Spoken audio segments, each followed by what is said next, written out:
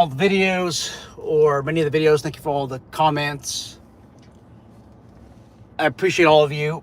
In today's video, I want to talk about your security patrol cars being stolen and the dangers involved. Hey guys, I've been getting a lot of rude comments lately on some of the videos. Not the live stream. The live stream, I don't care. I mean, the live feed goes to just about anybody, and obviously there's people there that are not even interested in private security. But some of the other channels, people are, I want to say, kind of being arrogant a little bit and telling me what the real laws and rules are as it relates to private security. Telling me I'm wrong. Look, I've been wrong many times. I will continue to be wrong. If you don't believe what I say and you believe your answer's better, then don't follow my advice, which isn't even advice. It's just my thoughts of the day. So if you don't want to take my pointers and end up having to spend an extra $5,000 on something, that's all on you. That's on you. Now, if I'm wrong and you're right, then you'll save that $5,000. I'm not a person to say I told you so, but sometimes I told you so, right? Anyhow, I want to talk about theft of security vehicles. I want to begin by talking about an incident that happened at the Los Angeles Police Department 3 days ago or 2 days ago. There was a LAPD officer. She was sitting on the front passenger seat, working a security detail when the suspect entered through the driver's side and took off. I'm not going to make any assumptions, but when you lose your situational awareness, like maybe you're on your cell phone, on social media, doing something you probably shouldn't be doing, you're going to lose that situational awareness and you're going to lose your time. Obviously, the suspect panicked. The suspect entered the vehicle in a delusional state of mind. I mean, if you're going to steal a police vehicle, you're already delusional. And then when you realize that there's a police officer sitting next to you, you're going to panic. So that passenger, the front passenger officer, she ended up, I think it was flying through the windshield. She was ejected. Guys, if you fly through a windshield, I think the rate of survival is like 50%.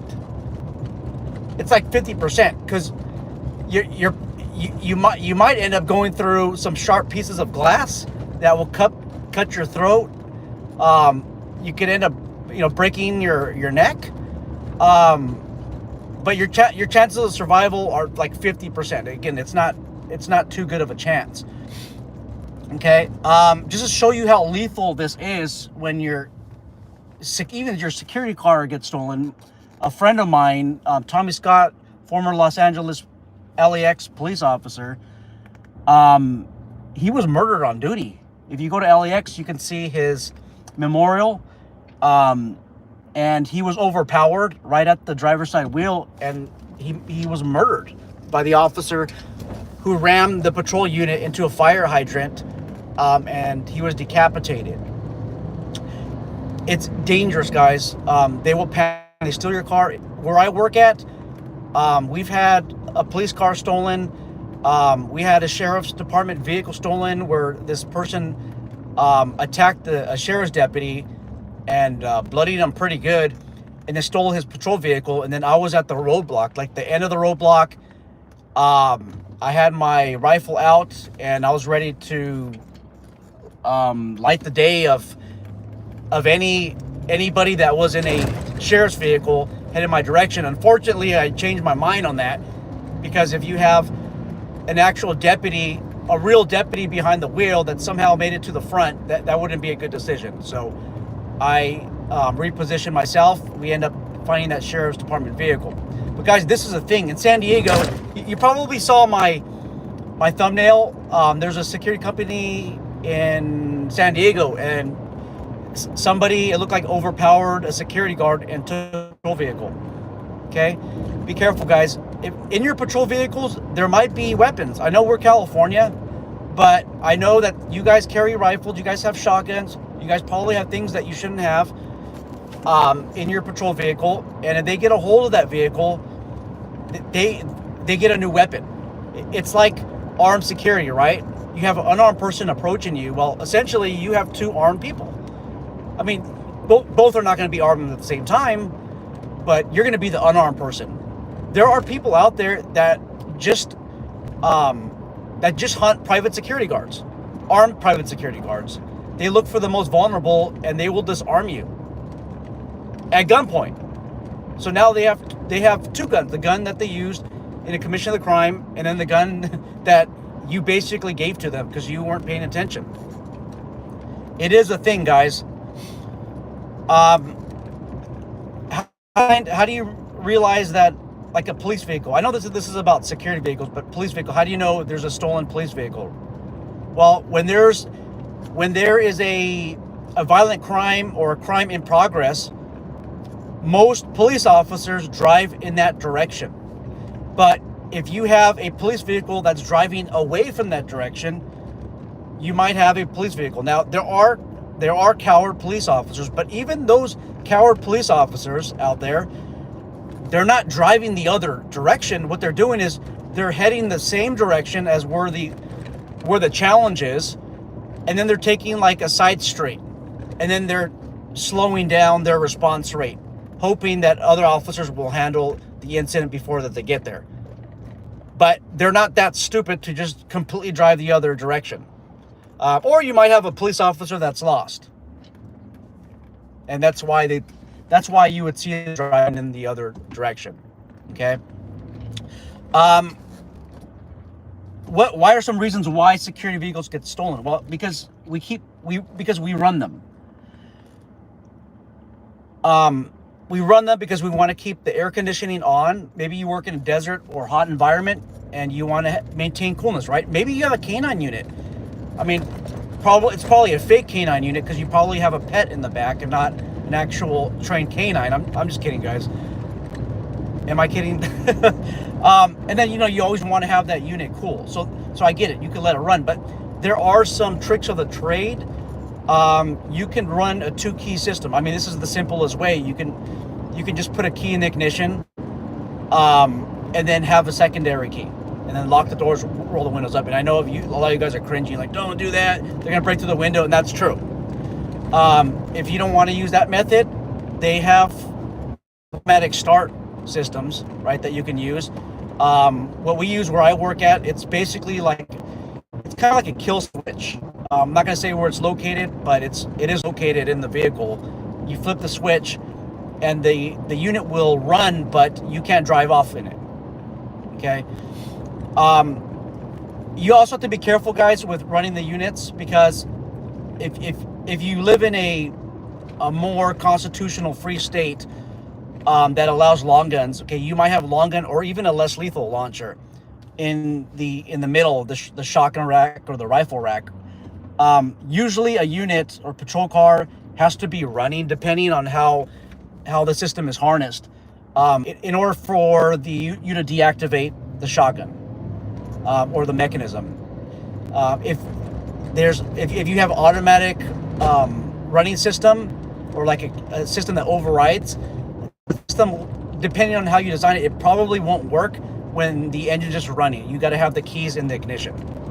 Now, obviously, it depends on how it's harnessed. And hopefully you guys harness it that way, because you don't want something just running and then people get access. And guys, these switches that activate the shotguns and the rifles in the security patrol units and the police vehicles, all it is, it's a delay. Like, you're going to be delayed to get to that rifle. You're going to eventually get that. We lost I think in the 80s, a West Covina officer, was it Scott Reith? I can't remember his name. I don't know, it was 84, the 1980s. It could have been the 70s, but I think it's 80s. Basically, a suspect under the influence overpowered the officer, went inside of his patrol vehicle, and just ripped the shotgun right out of the rack. And then I think he used it against other officers, or maybe he again against the officer who he overpowered. I don't remember the events.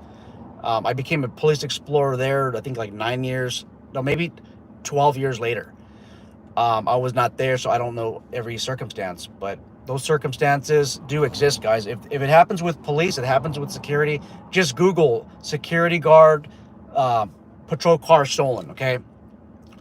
Also, there are some people out there that will steal these cars just for the hell of it, because it's to them it's funny, it's exciting.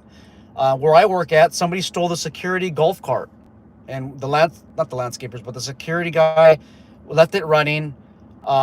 And all of a sudden, he did rounds. He came back, and there was somebody who was under the influence again, and the officers went on a high speed pursuit on a golf cart on a state highway. She obviously didn't get far, and they let her out of jail. Like, she was let out like the next, like, she got literally, like, not literally, but figuratively speaking, like a slap on the wrist. Okay, that's the security golf cart. It happens to some people. It's fun, guys. It's a joyride. Don't be that company, because you're gonna be hearing it for years. If your security car gets stolen, you're gonna hear it for years. For police officers, they hear it too. For like, it's the joke of the day for 5 years. So don't be that person. Okay. Let me just go through the comments real quick. Doug is here. Randy's here. Randy says, new time reporting, I'm in command. He just give his LCAN, his location, conditions, actions, and needs. It's an inside joke for those of you who took our MACTAC course, MACTAC course. Randy Nunez says, ejected. 81% fatality rate as per NHTSA. Oh, damn. 81% fatality rate, guys, if you get ejected from the vehicle. And that's this LAPD officer praying for a recovery, praying for survival, but it's no bueno. You get ejected through the windshield.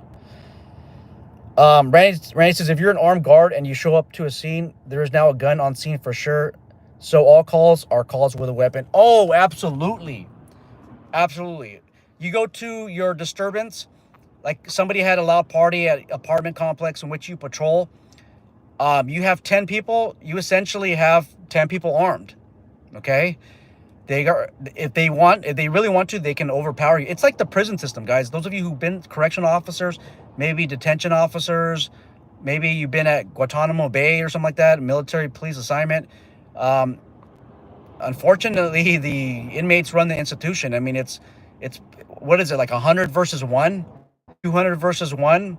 If they want you, they'll get you. Hey, SD1 is here. He says, with any larger fleet, it should be mandatory to have GPS and dash cams in all units.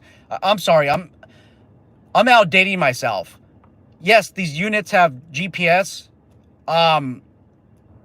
SD1, if you put a GPS in my patrol car, I'm gonna find the wiring and I'm gonna disconnect it.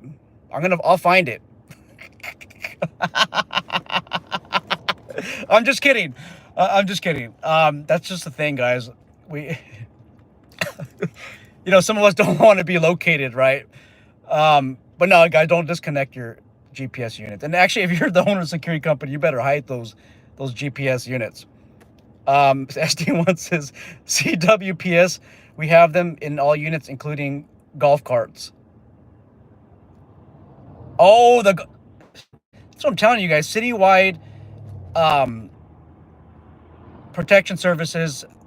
Citywide, yeah, protection services out of San Diego. They have it squared away, guys. Obviously, a lot of people complain about different security companies that are out there. There's some complaints about CWPS, but there's not a lot. A lot of people say some good things about them. I actually had some people reach out. Hey, do you know if they're hiring like management staff? And I'm like, I don't really know. I don't go down there all the time. So I don't know. Get a hold of them. Sorry, guys. I'm reading Randy's statement. Just wrap the GPS in foil. Yeah, right. That works. Put it in a Faraday bag. But hey, why spend the money if you could just throw aluminum foil over it? SD1 says we do. All right, guys. I'm out of here, man. I'm gonna get a. Oh, Miss Few says they won't steal it if you make the security car look cringe. Oh man. Well, I can't make any comments about that security company in San Diego that got their security vehicle stolen. They're the thumbnail of today's video.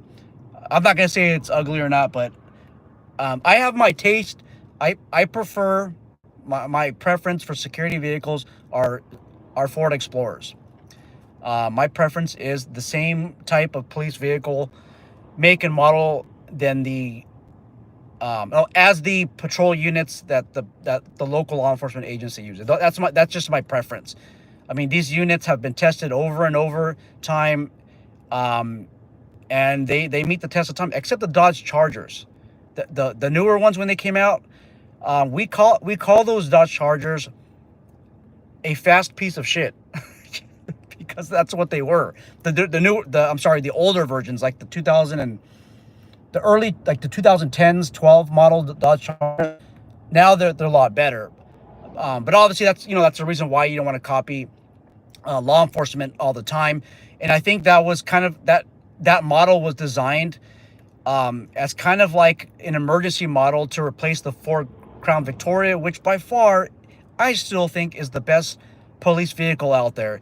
And it's also, in my opinion, the best security patrol vehicle that was purchased from law enforcement. That, oh my goodness, man. You can run that 100,000 miles, 120,000, and it just keeps running.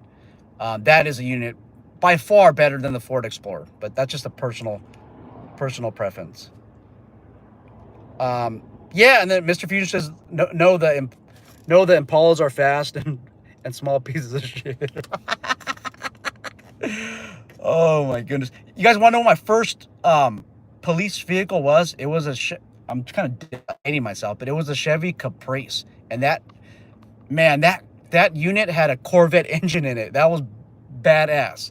Anyhow, I don't want to keep talking off topic. I know you guys got things to do. Oh, you guys cracked me up today. All right, I'm out of here. Looking forward to dialogue. Let me know if anybody has stolen any security vehicles in your organization, and let me know what kind of precautions you take.